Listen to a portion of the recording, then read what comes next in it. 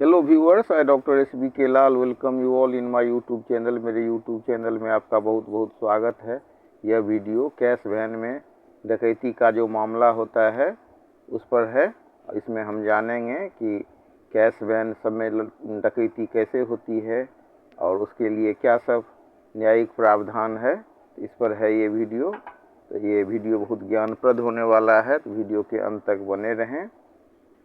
हाल ही में हम देख सकते हैं कि बिहार में कई जगह पर कैश वैन में लूट हुई है, और ये लूट की अगर हम सिलसिलेवार व्याख्या करें तो हाल ही फिलहाल में पटना गोपालपुर थाना क्षेत्र में 27 लाख की लूट हुई। 13 मई 2026 को पटना के गोपालपुर थाना क्षेत्र में हथियारबंद अपराधियों ने CMS कंपनी की कैश वैन को रोककर 27 लाख रुपये की लूट की। और अगर पुलिस कार्रवाई की बात करें तो इस मामले में पुलिस ने त्वरित कार्रवाई करते हुए एक SIT का गठन किया था।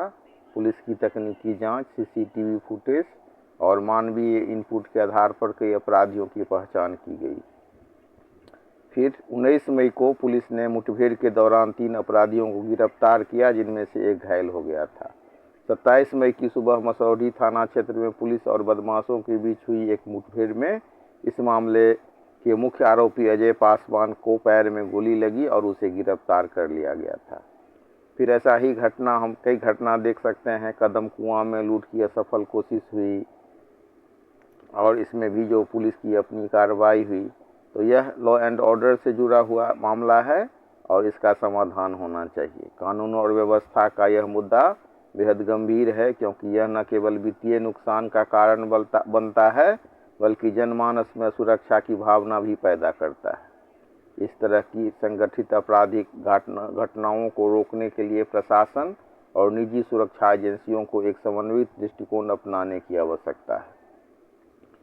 अगर हम सुरक्षा मानकों की कड़ाई से पालन की बात करें तो कैश वैन संचालन के लिए गृह मंत्रालय की गाइडलाइंस का सख्त से पालन अनिवार्य है। 2 गार्डों की अनिवार्यता होती है। GPS और इमरजेंसी बटन होना चाहिए। कैश बॉक्स की सुरक्षा होनी चाहिए।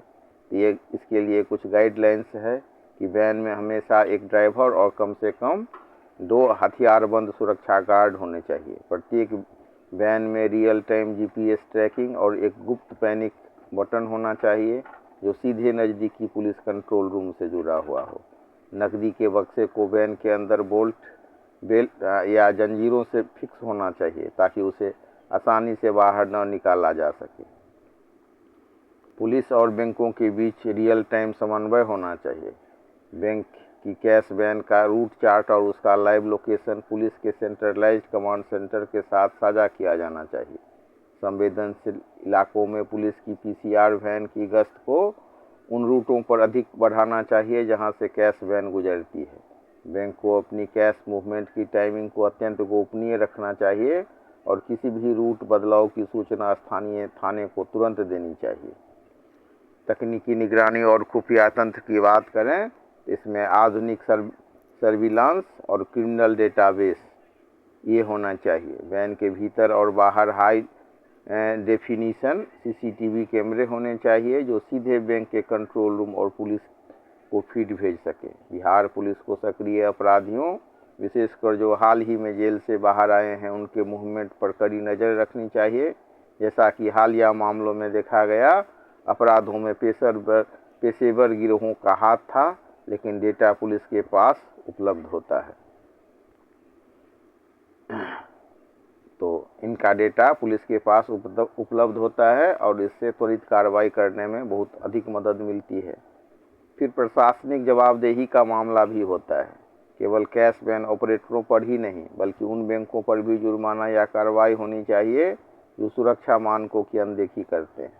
ऐसी घटनाओं के दोषियों को सजा दिलाने के लिए फास्ट ट्रैक अदालतों का गठन किया जाना चाहिए ताकि अपराधियों में कानून का डर हो सके। अब हम बात कर रहे हैं सामुदायिक और स्थानीय भागीदारी का। तो जिस तरह कदम कुआं की घटना में सतर्क नागरिकों और गार्डों ने अपराधी को पकड़ा, वह दर्शाता है कि कम्युनिटी पुलिसिंग कितनी महत्वपूर्ण है। स्थानीय लोगों को जागरूक करने और पुलिस और नागरिकों के बीच बेहतर तालमेल से अपराधी को काफ़ी हद तक रोका जा सकता है। तो यह स्पष्ट है कि इस समस्या का समाधान प्रौद्योगिकी, सख्त निगरानी और जवाबदेही के मिश्रण में ही निहित है। बिहार पुलिस की सुरक्षा नीतियों और कैश वैन संचालन से जुड़ी कानूनी रूपरेखा को समझने के लिए यह ध्यान रखना महत्वपूर्ण है कि यह मुख्य रूप से private security agencies regulation act 2005 और गृह मंत्रालय की विशिष्ट गाइडलाइंस द्वारा शासित होता है। कैश वैन परिचालन के लिए वैधानिक मानक की बात करें तो इसमें हथियार का सत्यापन, वैन की संरचना और सुरक्षा का स्तर, ये इन बातों को लेकर के सुरक्षा मानक तय होता है। गार्डों के पास मौजूद हथियारों का वैध लाइसेंस और उनका समय समय पर पुलिस द्वारा भौतिक सत्यापन होना अनिवार्य है। वैन पूरी तरह से बुलेट रेसिस्टेंट होनी चाहिए। नकदी कक्ष और चालक के केबिन के बीच एक अलग विभाजन होना चाहिए। गृह मंत्रालय के नियमों के अनुसार 5 करोड़ से अधिक की नकदी ले जाने वाली वैन के साथ एक अलग सुरक्षा वाहन होना अनिवार्य है। पुलिस की एक्शन प्लान की रणनीति की बात करें तो इसमें आता है रूट मैपिंग, डेटाबेस का डिजिटलीकरण और बैंकिंग सुरक्षा समिति। तो कानूनी धाराएं और दंडात्मक प्रावधान की बात करें तो लापरवाही के लिए मुकदमा का प्रावधान है आईपीसी, भारतीय न्याय संहिता यानी कि बीएनएस।